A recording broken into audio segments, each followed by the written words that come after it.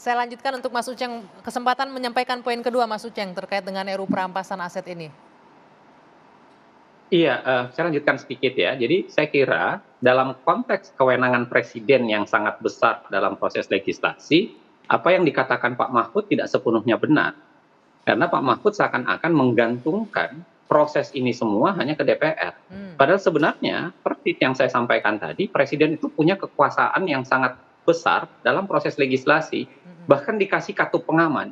Saya tentu saja tidak menganjurkan presiden untuk mengeluarkan perpu ya, tentu saja berbeda. Cuman saya ingin katakan, kalau kita bandingkan urgensi undang-undang perampasan aset, urgensi undang-undang ormas, perpu ormas, dan urgensi perpu cipta kerja, saya kira mirip-mirip saja.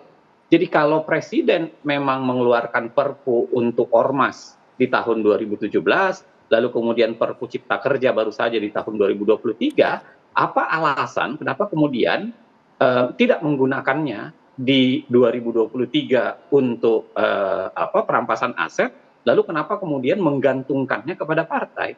Nah, saya kira nyaris tidak ada alasan sebenarnya untuk menggantungkan itu semua ke partai, kalau kemudian ada proses yang bisa diakselerasi.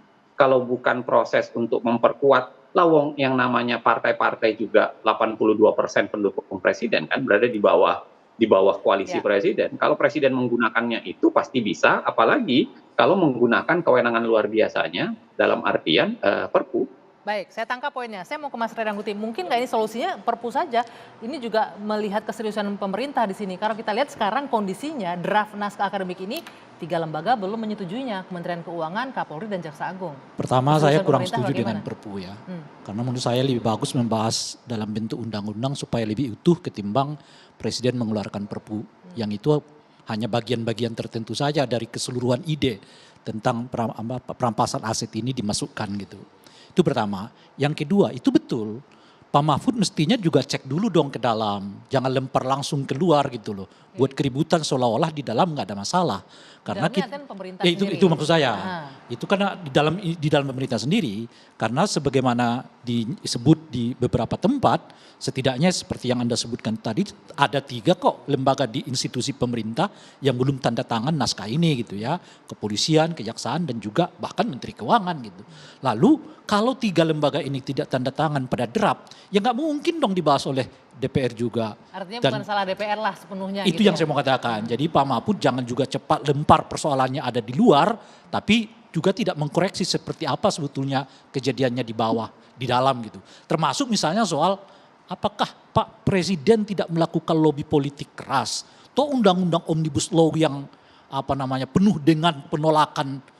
Bisa kok Pak, iya macam-macam tuh. Bisa kok presiden mengkomunikasikannya dengan partai politik, dengan resiko partai politik itu mendapat kecaman dari publik. Lah ini undang-undang yang atau rancangan undang-undang yang semua masyarakat rasanya setuju kalau ini secepatnya dibuat gitu. Masa sih presiden nggak bisa mengkomunikasikan kini kepada ketua umum partai politik gitu. Oke, baik. Ini terakhir saya kasih kesempatan Mas Teddy karena kita ngomongin RUU tadi sedikit mengenai wakil rakyat tadi. Anda ingin sampaikan nggak tadi bahwa DPR ya bukan wakil rakyat tadi menurut Anda? Saya agak menggelitik sedikit. Ya memang kan tadi saya sudah jelaskan bahwa berdasarkan konstitusi sudah jelas.